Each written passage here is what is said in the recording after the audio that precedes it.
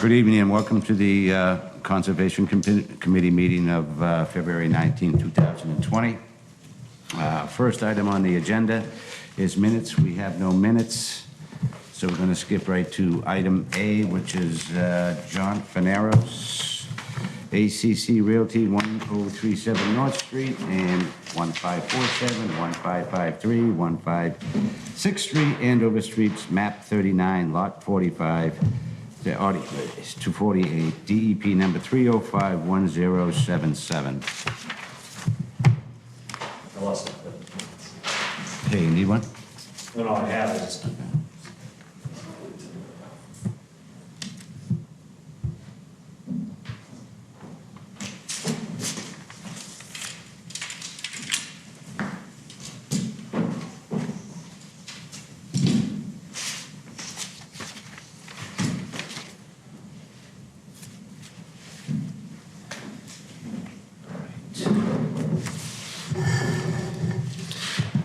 Mr. Chairman, Andy Street, Civil Design Consultants. I'm here on behalf of the applicant, ACC Realty.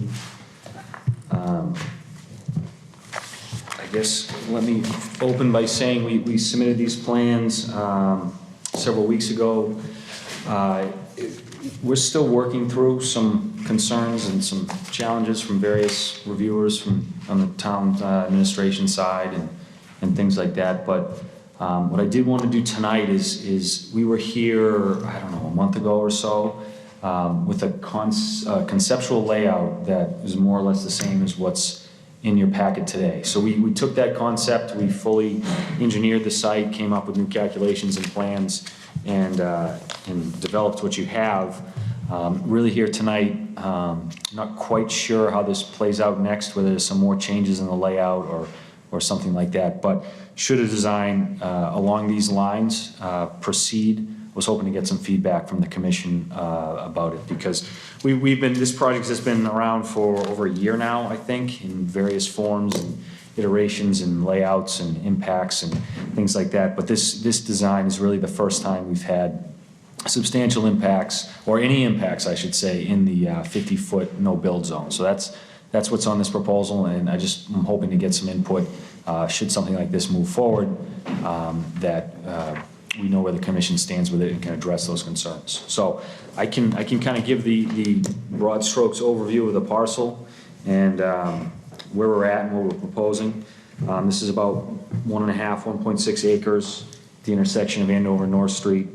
There is, currently the site is largely either developed or degraded or landscaped. There's some trees and things like that on the site, but it's not strictly woods. There's a lot of grass area out there as well, with, I believe, six structures out there between the 4 parcels. There's a small piece of wetland, bordering vegetated wetland, located just off the southern property line there, with the buffer zones extending onto the property. So the 100-foot is, I don't know, more or less in through here, and so everything south down in this area here is all jurisdictional to the commission there. So the project itself is it's a townhome, multifamily style development, 16 total units spread across 5 buildings. Those buildings are 3 or 4 units each. With this building here, this is building number 5. Really providing the most impacts in the buffer zone. So some of that building is pushed into the 50-foot no foundation zone.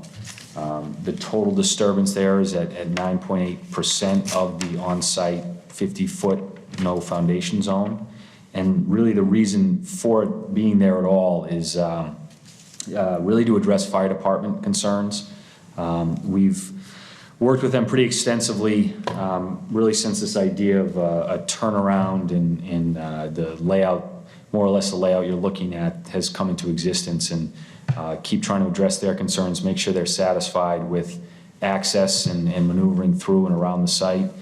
And as a result of that, the turnaround has kind of gotten bigger and bigger and pushed that building further back. So now we're into that 50-foot zone there. As I'm sure you're aware, there's a handful of triggers to allow this type of work. The first is the unavoidable component of that. As I mentioned, we've been doing this for a year and change, I think, at this point, with a variety of different layouts, combinations of buildings and access drives, and managed to keep them all outside of that 50-foot. It's always been in the 100. We've always had some sort of impacts one way or another. But now we're really being driven down there by emergency vehicle access. There's that provision for less than 10% of that 50-foot being disturbed. So as I mentioned, we're at 9.8, so we are underneath that 10% threshold. I should mention too that that area is largely grass. It's not like it's this virgin woods or anything like that. So it's got some grass there. It's been disturbed previously. We're really building an area that's already had some changes to it. The bylaw talks about no disturb markers too. We are proposing those markers along the 25-foot no disturb zone. And that came up rather early on in the process in working with this commission and Stefania. So those markers will be there. And then this building is, in addition to being in the 50-foot foundation zone, it's also within a 50-foot setback. We have the extended setback because of where this parcel is and how it's next to a residential zone. So I know that the bylaw talks about future construction and future disturbance within that zone, but it's really even more so limited here because any other structure, any addition to this building would need more relief from the planning board as well, which I can't speak for them, but that would certainly be a challenge as well for someone to achieve. So pretty confident that this would be the end of foundations in that foundation zone there. Just in general, with the way we're managing and treating stormwater, the entire all of the paved surfaces throughout, everything from the access drives to the interior drives to the, well, I should say not everything, not the parking spaces, but everything on the inside that cars will be traveling throughout the site is all pervious pavement. That's been sized to handle all the stormwater runoff from the site, from roof areas to the pavement itself to some of the other tributary areas. And that will capture and treat and infiltrate prior to going off site. Excuse me. We looked at flows to the neighboring property. We looked at flows to the street.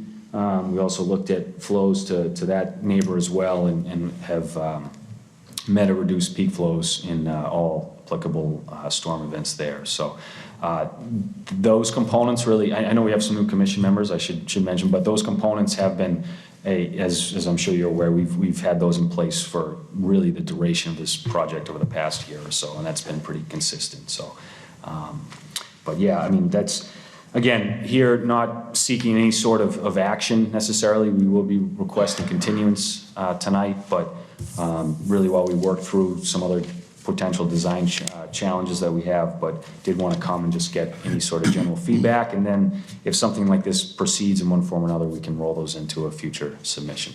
So thank you. Any questions, Stefania? Any comments? No, I have nothing new to add. Mr. Sheehan? I have nothing at this time. Mr. McClellan? No questions. Mr. Ronan? No questions. Okay, so you were here the last time, and the only thing that we're concerned right now is that 10%, to stay within that 10%. Yep. So I have no other further questions. Have you heard from the neighbor at all? The neighbor, I'm trying to think. We have fairly regularly throughout the process, whether at this commission, you're just talking about this neighbor, I assume, right down here? I think his name was Mr. McDonald. McNamara. McNamara. Yeah, That was that's close. that property right there. Yeah. So he's been at several, I think he's been here, but he's certainly met the planning board as well. He submitted a letter to the planning board prior to the last time we were there, which was a week and a half ago, I think. And he's had concerns throughout, both with stormwater and just, the size of the development and all those types of things. We've kind of tried to work with his concerns while, on my end, maintaining the goals of my client as well. So, I do feel like from a stormwater perspective, we've specifically analyzed the flows going to his property, and feel confident that we're certainly not increasing any flooding concerns they may have. I mean, there is a wetland there, so it's certainly a low spot, it is wet, but we've tried to take that into consideration and to ensure that there's no additional problems in that area. Okay, I just want to make sure there was a line of communication between. Yes, yeah, no, he's been here speaking several times, and we've had a dialogue in this room, and then there's been some correspondence as well. Okay. I have no other questions. This is a public hearing. Would anybody like to speak on this matter? Seeing none, I will entertain a motion to continue to, do you have a specific date? Or do you want to go to the next meeting or the meeting after? I think I'd prefer to hold a spot in the next meeting. I think within the next week, we'll have a lot more, have a better handle on where this is going, and planning's on Monday too, so after this meeting and then that, we should know. So yeah, I think I'd prefer the next meeting, and if something comes up, then we likely request a continuance there too.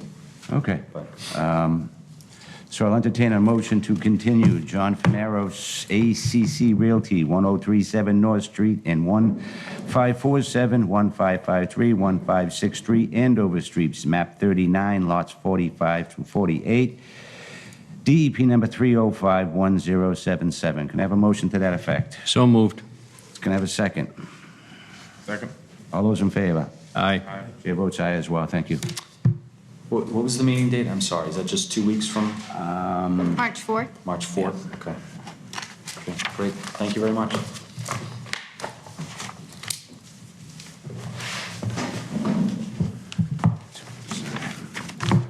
All right, next on the agenda is notice of intent, Richard Montori, Town Manager, Tewksbury, 135 Pleasant Street, map 47, lot 40, DEP number 3051103.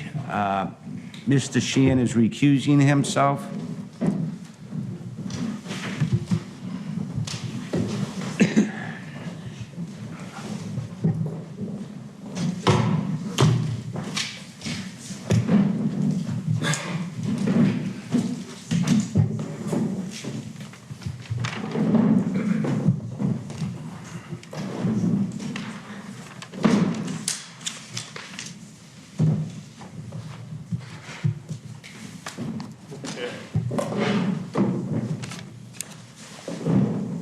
Good evening, gentlemen. Can you introduce yourself for the record? Certainly, Mr. Chairman, board members, Peter Collins, CBRE, on behalf of the applicant, Mr.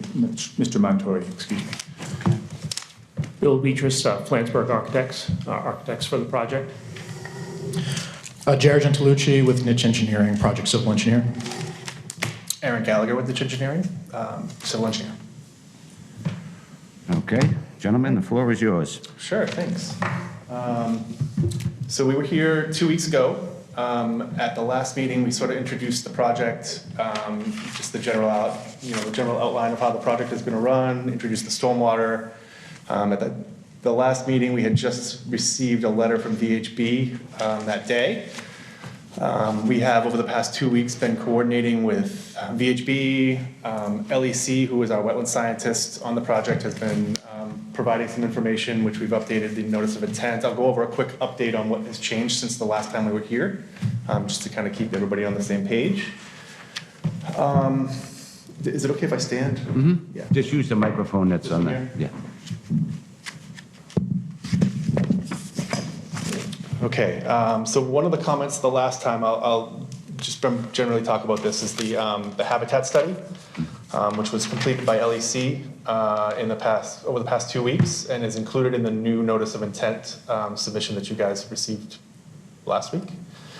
And so some of the stuff that came out of that habitat study was previously, well, I'll go through the vernal pool first. So the vernal pool habitat, what was done as part of this update to the plans was that some of the, sorry, I'm gonna grab a different plan, just it's a little easier to see. Okay. So what was done to protect Can we the... just turn that so people in the audience can see Yeah, it? sure, no problem. Can everybody still see? Yep. You guys good? Okay. So part of the habitat study, the vernal pool, one of the comments was that we needed to try to provide some more water for the vernal pool to make it stay viable. So what's happened here is we rerouted some of the stormwater that's already been treated through the infiltration systems. That's been routed to the, instead of running to this swale that used to be along the side here, that's another thing that we've changed. Actually, the swale has now been removed. And this water that used to go to the swale actually now goes to the vernal pool. So what we've effectively done is matched rates of runoff to the vernal pool that were there in the existing condition, as well as ponding depths in the vernal pool. So in the 2, the 25, the 2, the 10, and the 100-year storm events, the ponding depths are generally the same, and the rates of flow into the vernal pool match the existing. The other thing that came out of the habitat study was that this vernal pool is actually for fairy shrimp. There was one fairy shrimp that they found in there, and they're non-migrating species, so they don't actually leave the area. So what is actually most important to them is the water and the aquatic nature of the vernal pool, and then shade. So what we've actually done during the habitat study, they recommended that we plant some trees along the south edge here, and those have been added to the planting plan at this point. And when those grow to full maturity, they'll provide good shade for the vernal pool. The other thing that came out of the study was the riverfront area impacts. So before, at the last meeting, we had the compensatory storage for the flood area on this side of the wetland. What came out of, when we did the habitat study, what ended up happening was it was decided to try to minimize the amount of impact that was happening over here by moving the flood compensatory storage area to this location over here and combine it with the wetland replication area. This allowed us to pull a lot of the work out of the riverfront area and contain and minimize the amount of clearing of all that mature growth that's over there. So we've minimized all of the work that happens over here and kind of consolidated it all over here. And then the other thing that we did was about the wetland crossing. So what came out of the study as well was also what we did is shifted this roadway slightly south so that we're pulling all permanent impact on the wetland there is no permanent impact on this side of the wetland, and it all went down to here because this is what was found is that this is like an isolated wetland, a fragmented wetland, and this is the more important part of the wetland, so they wanted us to minimize the impacts, permanent impacts to this wetland. So what we did was shift the roadway south, and now the edge of the roadway is basically where the edge of the existing cart path is now. So there's going to be no permanent impacts to that northern wetland. And then as well, the other thing that we did here was this pond used to be over here, which again, we pulled out of the riverfront area to put over here, which was one of the other comments that they made. So in general, we've reduced the amount of impacts in the riverfront area. We've taken care of the vernal pool, and all of our flood storage and wetland replication areas are now here. I'm trying to think if there's any other updates. I don't think, that's the stuff that came out of the habitat studies that we did, and those are basically the changes that have happened, and that's all reflected in the new stuff that you guys have. I don't know that if you guys, I'll probably open it up to questions at this point. I don't know if you guys have questions or. I mean, I know that we received a letter from VHB today that basically said that they were comfortable with everything that we've done at this point, and that they had no real comments other than there was we actually further reduced the amount of impact over here by shrinking the size of the practice field that's there. And I did this in the past 2 days, basically with my conversations back and forth with VHB. So the practice field here we just pulled it all back and made the grading tighter so that there's less impact in the riverfront area. So now we went from about 13% actually down to 6%, like 5.7%. Okay. Stefania, did Kevin have any concerns? So he also issued a review letter that states some of his concerns. I mean, I won't speak for him. in his letter. I think a majority of their previous concerns have been addressed, but there's still some minor things. So I think working on the comments from VHB to just actually revise the plans to show what you spoke about, and then just addressing the leftover comments from the DPW, I think that should be good. Okay. This is a public hearing. Would anybody like to speak?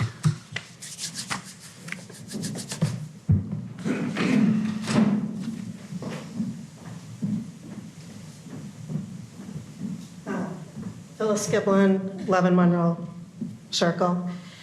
And I hate to ask you to do this again because, Go for it. I'm happy to. because where you were standing, we couldn't see anything. Sorry. We moved some. I was wondering if you could review a little bit standing on that side. Yeah. So that's more, Would you like to- because So the, you live in this area right here. leave behind there. And, I'll get this back to you.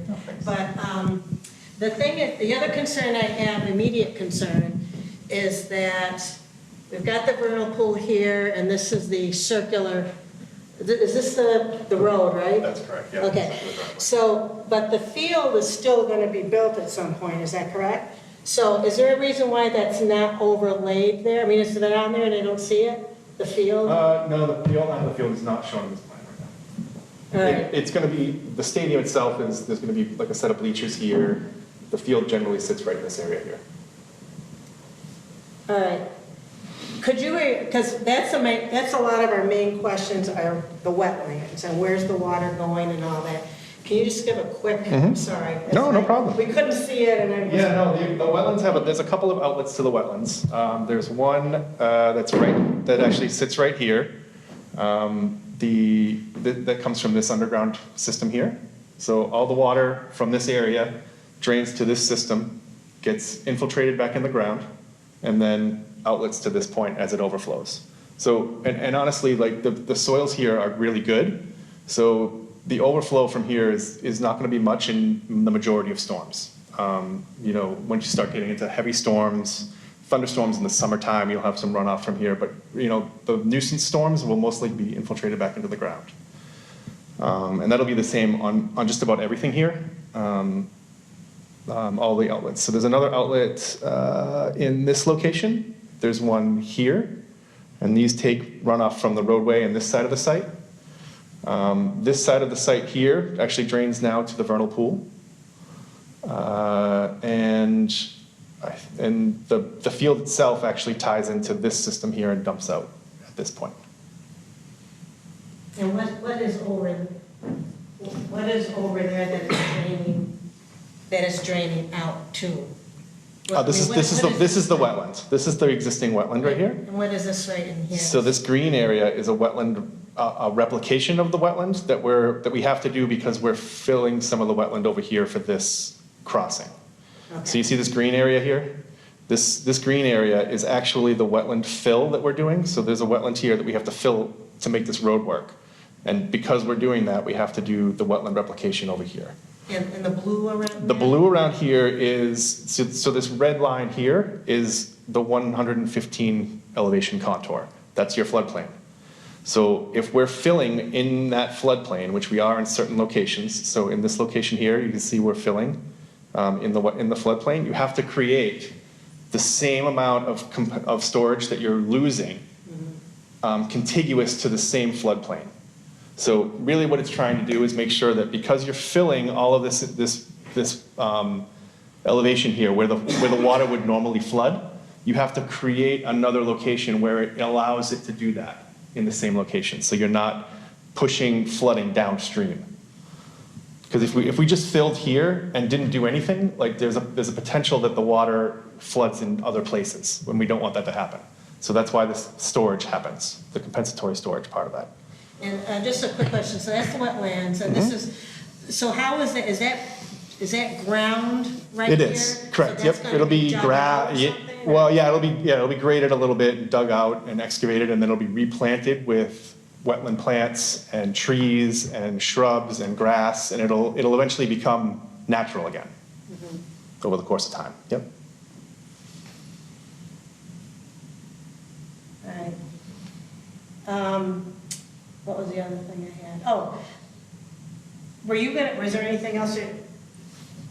The other question, the main question I had was the disappearance or the termination. There used to be a huge drain underneath the proposed field. The that was infiltration system? eliminated. Yeah, Yes. so it's these things. So the plan that you saw previously was sort of an earlier iteration of the design. And at that time, we probably didn't know exactly where everything was going. So as far as the design of the whole site. So what ended up happening is we ended up, and this is actually better engineering design, is to, instead of having one large one, you have smaller ones spread out throughout the site. So that big one turned into these smaller ones.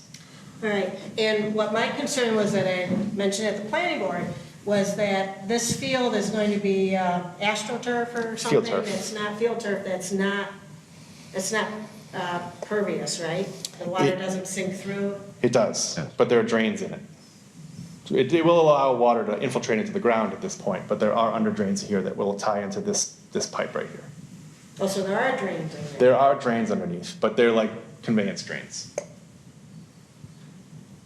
Okay, because my main point is that we're, over here, it's closer to all the wetlands. I would think it's gonna be wetter here, especially because you're replicating this wetland here, right next to the field. We've eliminated that drain, the bin, the basin, but it's like, Yeah, is that gonna be enough? Yeah, the field actually, these field turf, like artificial turf fields, actually sort of act like a big basin in themselves because they're so pervious. Water will go through, and the fact that you have really good soils here, all the water is going to infiltrate into the ground. So you've got good soils, the fields are very pervious, and so a lot of the water that falls on here will really just kind of go into the ground here. All right, and then my last question is that just one, I know you had, there's supposed to be several swales along the side here? Yeah, so this swale is now gone. We took it out of the design. But were there any other swales or just that? Just that one. Okay, so that's gone and it's emptying into here. Correct. All right, and that's like deep enough in order to Yeah, take yeah, all this, that? this, well, the water, even in the 100-year storm event, does not ever overtop this basin. All right, thank you. You're welcome.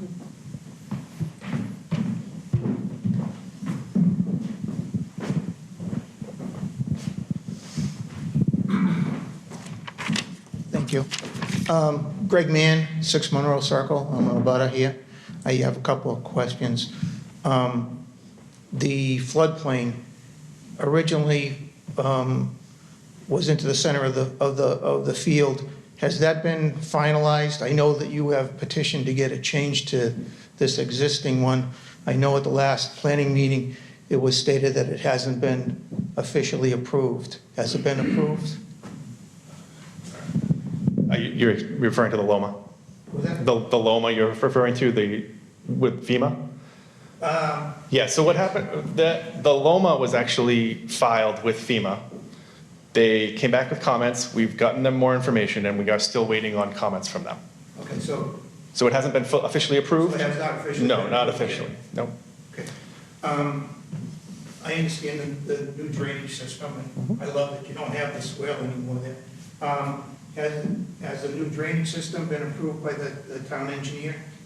I haven't seen the new comment letter, so I don't know the answer to that. Oh, you haven't yet? It literally Okay. came, I haven't had a chance to read it, so. It was, the comment letter was issued around 5 today, so I don't know if anyone's really digested the information, but I think we're still reviewing it to make sure. That is correct. It came to my office. I'm going to be distributing it to the Okay. design team, which you said earlier this evening at Okay. 5 PM. They'll get it tomorrow morning, and we'll review it and respond to the town Okay. engineer. Yeah, yep. The area up above the vernal pool here, right now, it's right next to my property, which happens to be right here.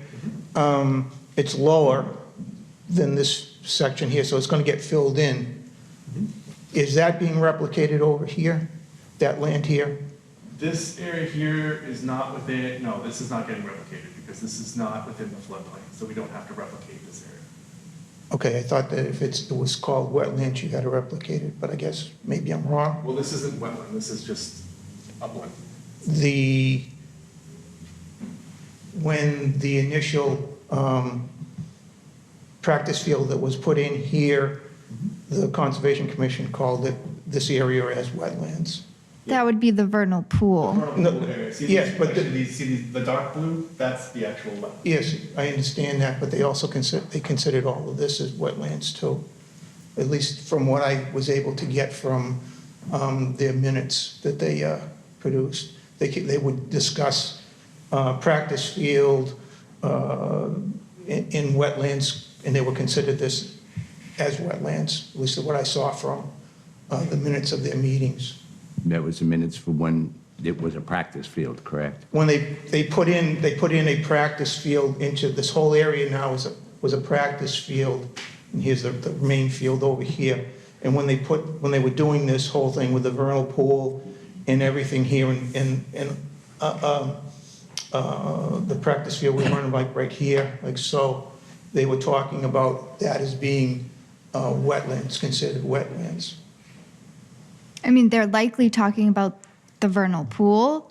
So the wetlands were delineated for this project too, and these are the wetland lines for now. I don't know what the wetland lines were for back then, but these are the confirmed wetland lines for, The difference between this Present time. vernal pool is, and the adjacent land around here is only about 5 feet difference. It actually, if this starts filling up, it will actually extend out and come out further into this area here. There is not a whole lot of, it's not like there's a great big, this is not a great big pool, it's more opened on this side right here.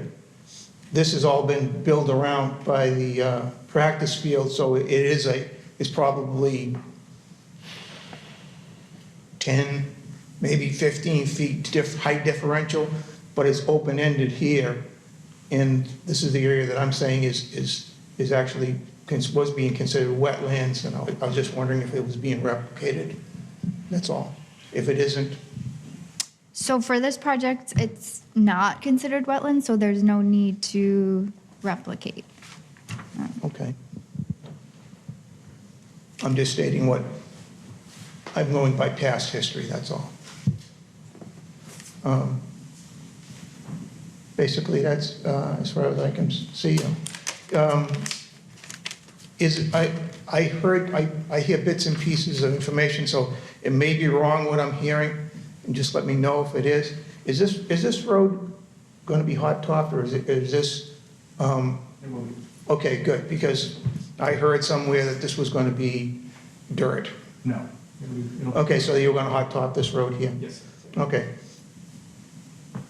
Has that practice field been, did you say that that's been pulled in? There's a practice field right here. So the way that it's shown on the landscape plans at this point, it's like a base softball field. Okay. Home plate would be here, and it extends out foul line.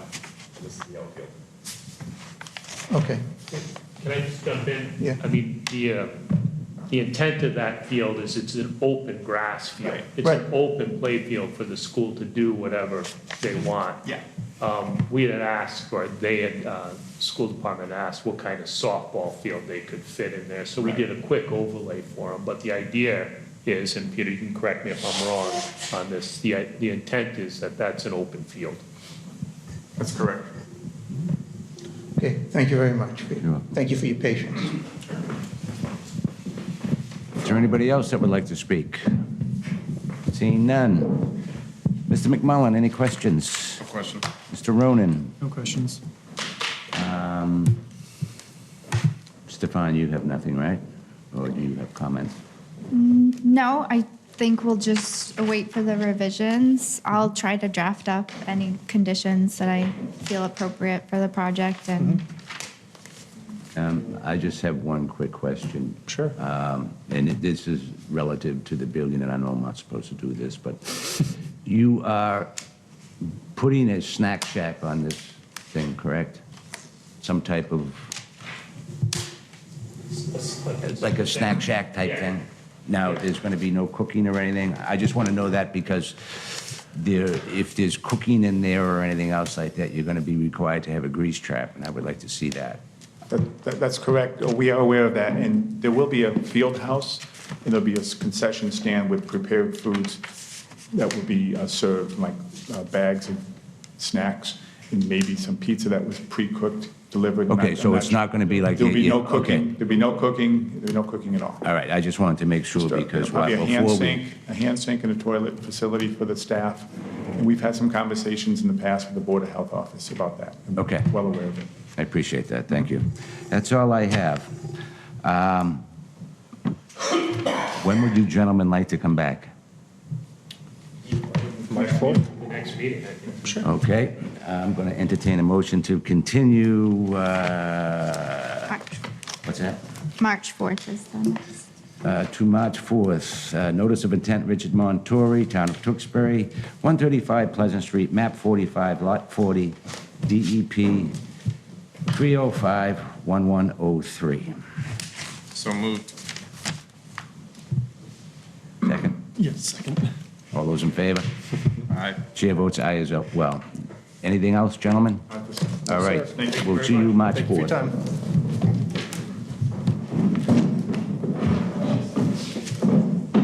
All right, next is notice of intent, John Mangaro, 371 Foster Road, map 57, lot 207, DEP number 305-1104.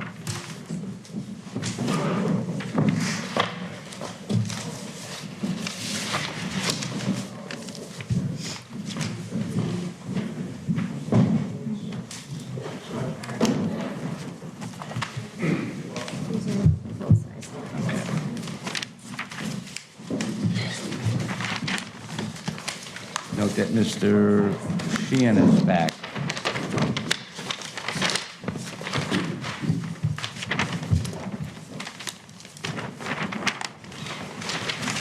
Okay, can you introduce yourself for the record? John Mangano, 79 First Street.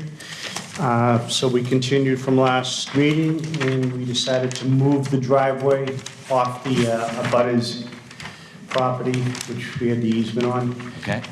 So we had that one issue that was holding us up. All right.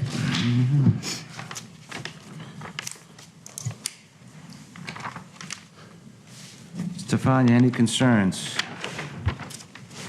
No, just to update the commission, I had looked at the revised plans, and it looked as though the alterations were above the 10% allowable alterations of the riverfront area, but I received some clarification from Norse Environmental today that they forgot to exclude the existing driveway from those calculations, so the disturbance would be 8.3%. So that would be fine. And then the only question I had, what are you going to do with the gravel driveway that's there? Just leave it? Do you have any permission to, The gravel driveway that is there right now. that it's currently Yeah, so on? we'll just landscape that in. Okay, Yeah. The driveway's gonna be paved that we're putting in. right, but, The driveway that's out front in that easement area, yeah, we'll have to clean that up and grass it in. okay, I was actually down there and I couldn't find the driveway. yeah. Believe me, you're not the it's- only one, it's a mystery over there. Yeah. Lived here my whole life, and I drove by there, never knew that house was there. Neither did I. It's like the back cave. All right. This is a public hearing. Is there anybody in the audience that'd like to speak? Seeing none. Mr. Sheehan, any questions? Yeah, the only problem I had, I was down there and I see, what is that, stove or something thrown out? Yeah. Did that just come in? I think we might have had a couple of vagrants, Oh, yeah. kids or whatever. I'd like to tossing see around. that removed as soon as possible. Absolutely. Okay. No, I'm good. Mr. McMullen, Mr. Ronan, and I have no questions. So this is we do the public hearing.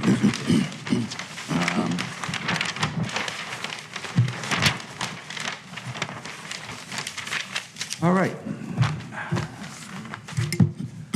I'll entertain a motion to approve the notice of intent for John Mangano, 371 Foster Road, map 57, lot 207, DEP number 3051104. So moved. Can I have a second? Second. All those in favor? Aye. Aye. And chair votes aye as well. Thank you. All right, thank you. All right. Now we're on to item D. Notice of intent, Andrew Cole, National Grid, transmission line, row map 36, lot 2, DEP number 3051105.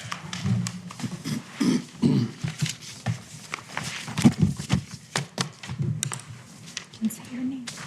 Hi, my name is Paulina Saffron. I'm with the ESC Group, here to represent National Grid. Can you hear me now? Thank you. So National Grid was proposing to conduct soil borings at a structure along the 397 transmission line right-of-way, and we were continuing from the last meeting because we did not have a DEP number. We have since obtained a DEP number. Also, at the last hearing, the commission was considering a special condition, which would require monitoring of the site for two growing seasons after the completion of work. In regards to that special condition, National Grid has an agreement with DEP for the use of construction mats. And one of the conditions in this agreement is that restoration is evaluated and monitored after mats are removed. So per this condition, a wetland scientist evaluates the matting footprint within 30 days of mat removal and determines if there are no observable impacts to the soil and hydrology and if there is reemergence of vegetation. In addition, if additional restoration is required or additional time is needed for the vegetation to grow in, the wetland scientist will then evaluate the area on a quarterly basis until the area is restored. So National Grid is wondering if the commission would be amenable to a similar condition in place of the 2-year monitoring window. Stefania? Yeah, I think that that's fine, just as long as some type of monitoring is done after to make sure that the area is restored. So it would be 30 days. Within 30 days. So within 30 days, you check to make sure that it's restoring, and then if it was not successful, then you would do quarterly? Is that Right. correct? Okay. I just- So it's, right. Okay. Yes, I think that's fine.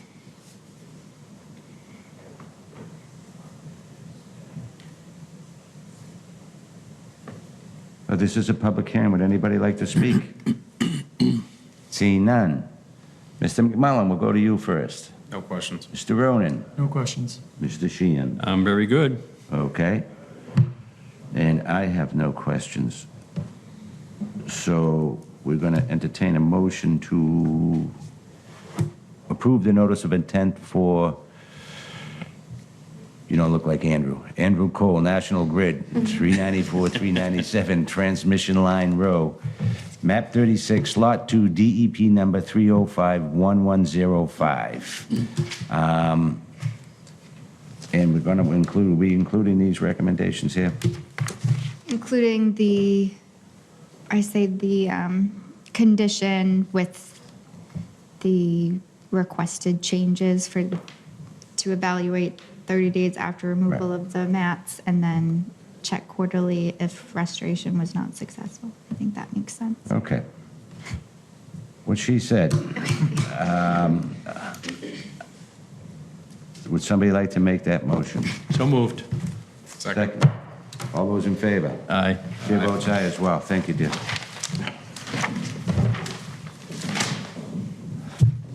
All right, item E. Item E is a public hearing, notice of intent, Patricia Donahue, Live Life Home, 60 Shawshene Street, map 112, lot 69, DEP number pending. This applicant has requested a continuance until March 4th. So if is there anybody here for that? Seeing none. So with that, I'll entertain a motion to continue. Notice of intent of Patricia Donahue, Live Life Home, 60 Shawshene Ave, map 112, lot 69, DEP number pending. Can I have a motion to that effect? So moved. I have a second. All those in favor? Aye. Chair votes aye as well. Okay, item F is notice of intent, Michelle Marks, New England Power Company, Utility Row across from 10 Carter Street, map 103, lot 2, DEP number 3051108. Hello, so Kellen Cotswitz from VHB representing New England Power National Grid. Essentially, we're continuing this hearing because we do not have a DEP file number yet, but Okay. have since received one. And our only other addition to the project is almost exactly similar to the project before us, that requesting that for the special condition for maintenance projects that National Grid has a current agreement with DEP that we have go through the in situ restoration following mat removal to see if restoration has been completed with soils, hydrology, and vegetation. And we'd be requesting the same condition as the previous project with essentially monitoring 30 days after matting, within 30 days after mat removal. And if not, if it's not restored by then, that conduct quarterly monitoring reports. Okay. So any questions, Mr. Sheehan? I'm good. Mr. McMullen? No questions. Mr. Ronan? No questions. Okay, and I will have no questions. We can't do anything with this tonight anyways. Yes, we can. We continue. We don't have a DEP number. No, we do. No, we don't. He Yes. just told me we don't. No, we have We it. didn't last time, but we got We one have Oh, you got one? Yeah. within the last 2 days. This is the number. Apologies, sorry. Okay. How come I... there. Jump in the news and tell me so. Okay, we do have it. All right. All right, we're going to make the motion to approve the notice of intent for Michelle Marks. You know what Michelle is. Yeah. New England Power Company, Utility Row, across from 10 Carter Street, map 103. Well, actually, before we do this is a public hearing. Would anybody in the public like to speak? I apologize. Seeing none. I will entertain a motion to approve the notice of intent, Michelle Marks, New England Power Company, Utility Row, across from 10 Carter Street, map 103, lot 2, DEP 3051108, with the following conditions. And go ahead, Stefan, yeah, do the same thing you did the last time. So they would conduct inspection 30 days after removal of the mats, and if it's not restored, they would conduct quarterly monitoring reports, and that's, That's it. Okay, can I have a motion to that effect? So moved. Second. All those in favor? Aye. Chair votes aye as well. Thank you. Thanks. Okay. That's done. Okay. Item G. Request for determination in Christopher P. and Christine A. Smith, 80 Oxford Road, map 55, lot 10.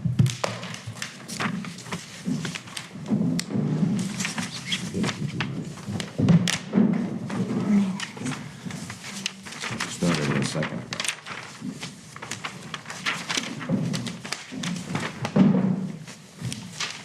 Okay, if you can introduce yourself for the record. Yeah, good evening. My name is Andy Pajasic. I work with Dana Perkins, civil engineer for the project. I'm joined tonight by the applicants.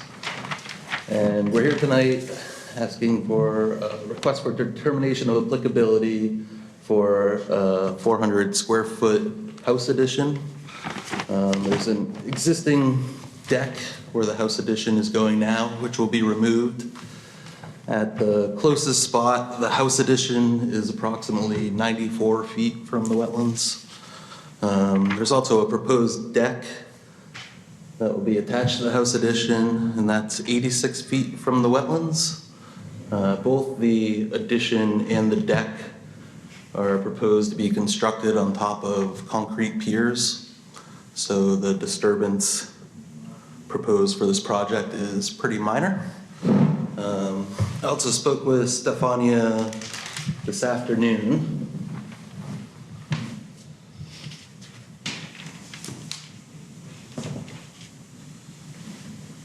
located at the end of the cul-de-sac is Content Brook. There was a question of whether or not we are within the 200-foot riverfront. When we had originally looked at this project, this lower line here, that's taken from USGS maps as well as MassGS Oliver, and where the project's over 250 feet away from that line. Once you start looking at the aerials, you can see kind of the extent of the water. So whether or not the water itself is part of the brook, we're not sure. We didn't investigate that as part of this project. But the deck will fall within the 200-foot riverfront in that case. We're approximately probably 190, 195 feet from the brook, or the water that's visible on the aerial. And once again, the only disturbance that will be created within that, if that is the riverfront, are 3 12-inch concrete piers being installed for the deck. Okay. Stefana, any issues? No. So, question, could you send me that? Do you have that as an Yeah. electronic? Okay, that would Absolutely. be great. And then the only thing I want to say is decks that far away would be an exempt activity within the riverfront area anyways, so it wouldn't be an issue. Okay, this is a public hearing. Would anybody like to speak? Seeing nobody. Mr. Sheehan, No, I have no questions. Looks fine. Mr. McMullen, No questions. Mr. Ronan. No questions. And I have no questions. We don't need a DEP, this is a determination. Okay, so I'm going to entertain a motion to close the public hearing. So moved. And a second. All those in favor? Aye. Chair votes aye as well. Now I'll entertain a motion for a negative determination for termination of applicability for Christopher P. and Christine A. Smith, 80 Oxford Road, map 55, lot 10. Can I have a motion to that effect? So moved. Second. All those in favor? Aye. Chair votes aye as well. Good luck. All right, that's the power company. This one. That was a bit quicker than the last one. Okay, do we have any older business? I don't know. Mr. Sheehan, No, I'm good. any new business? Nope. Okay, administrators report. I don't have anything. And I have one report, the CPA met Oh, okay. in regards to the trails with Blue Chick. And Okay. we're going to put on the town warrant, I think it was either $20,000 or $40,000 for trail improvements to make the final connection. Okay. And that's all I have. Now I'll entertain a motion to adjourn. So moved. Thank you. All those in favor? Aye. Chair votes aye as well. Good night, Tewksbury.